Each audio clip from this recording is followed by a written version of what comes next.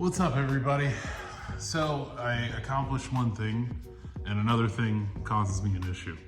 And it seems like that is going to be just how 2024 is gonna go, I guess. I don't know. I have done work. If you watch the channel, you know I've done work to other cars. Did some work to the Z06. I've done some work to the yellow car. I did work to my Mercury Marauder. And as soon as I get done fixing the Marauder, this thing puked out a bunch of oil at the pinion seal. I moved this car out of the garage to put my Marauder in to do some work. Noticed it had a big puddle underneath it, crawled up under the car. Sure enough, it's just the pinion seal's leaking now, which I am not looking forward to doing this job. I gotta do it on the ground because this car is on the lift, and by the time I move everything around, I can have the job halfway done. So I'm gonna jack up the car. I'm gonna start working on getting it apart and kind of covering what it takes to do a pinion seal. Here's some of the stuff. I ordered it on AutoZone website. They gave me like a 25% off or something. So I didn't want to go run to the parts store after work today. I've worked all day. I just wanted to come home, get this done. And hopefully I can just bang it out tonight because a lot of you don't know I'm a firearm instructor, so I have classes this weekend and I don't really want to pour this over into the weekend. So here is my pinion seal. If you want the part number, it's 3604. I don't know how accurate that would be if you tried to look it up on their website. It says it's a wheel seal. Maybe it's the same. Red thread locker. And I also bought one of those pinion nuts because they are a one-time use. And you could probably get away with reusing them. I'm just not that person. I'm just gonna basically replace it. And some 75 W140. When I do the pinion seal, I am going to count the revolutions of the actual pinion nut as I take it off. There's a crush sleeve in the differential. When you put on your pinion, basically that pinion flange and that nut, that crushes that seal, the crush sleeve, and that sleeve is a one-time deal as well. I'm not going in and replacing everything. Technically, I should, I guess, but plenty of people have done just a pinion seal without taking their entire differential apart to make it happen.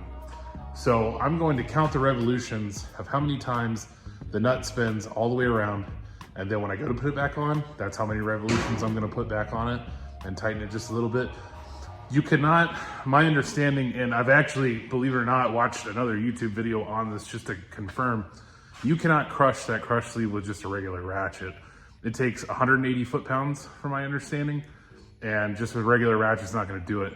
But we don't wanna be too tight, and we don't wanna be too loose. Too loose and that pinion nut could walk off, and if it's too tight, then the bearings can go bad. So it needs to be just right. So if you decide to do this job, make sure you take your time, mark things, and I'll show you as we go along. All right, first thing you wanna do, I went ahead and chalked the front tires. That way the car can't roll.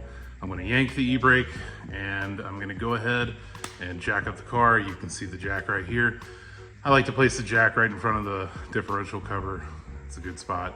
And then I'm going to put it on jack stands and start taking it apart.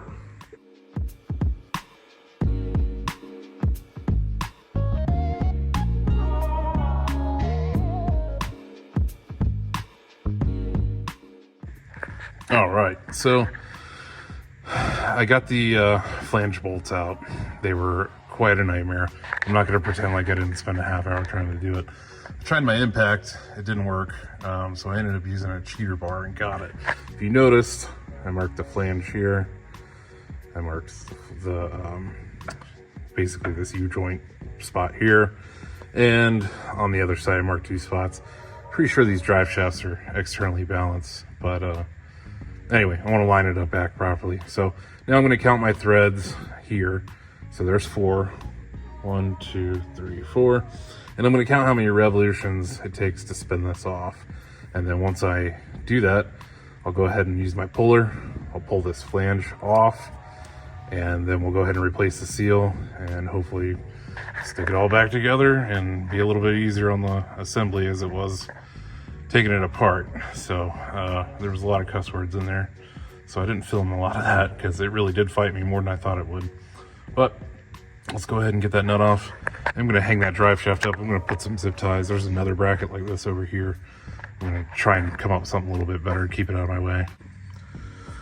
And that definitely helps. So if you want to get a little creative, you could try that to keep your drive shaft out of your way. So now let's spin that nut off. All right, well, I got the nut off, 16 rotations backwards, counterclockwise, I should say, 16 rotations counterclockwise. Probably 16 and a half actually. Went to go put the puller on for the flange, and the puller style that I have is not gonna work for it.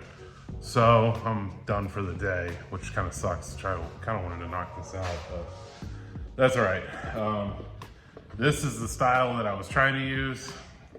The housing of the differential behind the flange is too big to put those bolts through the flange and put a nut on the back of the bolts for the puller and then, you know, pull it off. So I'm just gonna get a jaw puller tomorrow. My dad's gonna bring me one because he's got one. And then I'll crack at this again tomorrow and hopefully finish it up. So far not so bad. It's a little bit of a learning process because I've not done one on one of these. I've done them on some Chevys, but not this one. So anyway. All right, today is a new day. I have a 3-jaw puller. I'm gonna use that to get the flange off of the differential there. And it should be a lot easier with this setup than that other style puller. So one thing I didn't mention, kind of looking back in the videos that I already filmed for this, height really is your best friend here. The higher the car, the easier this job kind of is, because the sway bar hangs low, and if you got to climb in and out like I do 6 times because you forget stuff, then it's a lot easier to just put the height underneath the car and make sure you get it up as good and high as you can. So let's crawl into there, put that puller on there, get that flange off, hopefully replace the seal without any huge headaches, and go from there. All right, we got the puller on, and now we're gonna tighten it. Tighten this bolt. We're gonna spin this right here, and as we spin this, it'll push this bolt down into this pinion here, and it'll pull this flange off. As you can see, it's already leaking because I've started it. So I'm gonna have a cup here ready to go so I can just catch whatever falls out of there. So be prepared, it will leak. And there it is. It is off. It is leaking into my cup here. And once it kind of slows down, I'll go ahead and pull the seal. Fluid looks good though. I think somebody serviced it recently, so. Yep. All right, here is that pinion flange. And I'm gonna go ahead and try and clean this up, get it looking better, so that way it seals well. We got clean inside here, just try and clean all this up as much as we can. So that way it makes a good seal when we put the flange back on. All right, got it cleaned up. This is kind of tough to get in there and clean the inside of this here. So what I did was I wrapped a towel around a screwdriver, kind of stuck it down in there and dried up a lot of the gunk and got some of it out. There's still some in there, I'm not done yet, but we got this pretty much all cleaned up. Some of those are just little stains on there, but yeah, so it's still draining out of the pinion, so I'm waiting for it to finish so I can get up under there and pull the seal. So, all right, so trying to get the seal out. I used a tool to try and pull the seal out, and I bent it, so it didn't work. So I'm shoving a screwdriver around the edges and trying to get up underneath it. Take my time so I'm not scarring any of the casing itself. So it's just one of those things you gotta work at. It's really not fun, but just kind of beating around on the edges trying to get it to pry up. So yep, this is what you get to look forward to if you're doing it. All right, it's about 5 minutes later. I got a little bit better hammer, different screwdriver, smaller flat tip, and just going around and beating on it. It's about to come out, so just wanted to give you a shot. It gets kind of ugly doing it, so. All right, here's the original seal. It did not come out very, very easily. And I noticed that somebody used RTV already. So somebody's already been in there. I don't think they did that from the factory. So I'm assuming this has been an issue before I got the car. So I'll be sealing it with some RTV around it too, I guess, which I wasn't planning to do. So.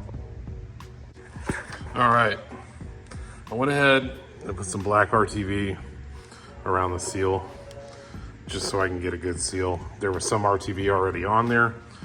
So I'm assuming, like I said, somebody's already done this. So I'm gonna stick the seal in. I'm gonna gently tap around the edges and seat it. I took some sandpaper inside the pinion there and just cleaned up the old RTV, got the edges real good, smoothed it out, and it came out pretty good. So we're gonna try and tap this back in. This is the area I took the sandpaper to, all in here. Just tried to clean it up. I'm gonna take a rag. That's your oil slinger right there, so don't remove that. Take a rag, dry all that out. Go ahead and start tapping in that new seal. All right, set the seal in there. It's hard to hold a camera and do this. I'm gonna do some just little taps all the way around and get it sealed. But just take your time, don't force it. Don't push on one side too much than the other. Just kind of equally do it. Kind of like how you would put a tire on and tighten the lug nuts. Do it in like a pattern. All right, the new seal is in. Just gently tapped it all the way around, went in really easy. So I'm happy about that. But it does concern me a little bit because I kind of felt like I should fight it more because everything else went that way. But it doesn't mean it'll leak. So now we're gonna go ahead and put the flange on and we're gonna tighten up that nut. We're gonna do 16 to 16 and a half rotations clockwise, and that should put it back where it belongs. All right, we got our red Loctite. We're gonna put it in the threads. You could even put it on that pinion if you wanted to, the shaft that this screws onto. I'm just gonna put it probably in here and then just screw it on, and then we're gonna count our revolutions like I told you. All right, thread locker's in. I'm putting the nut on, or I'm sorry, the nut's already started. I have a blue piece of tape there. I'm gonna count the rotations as I do this. I'm not gonna hold the phone while I do this, so once I get about 16 and a half, I know I'm there.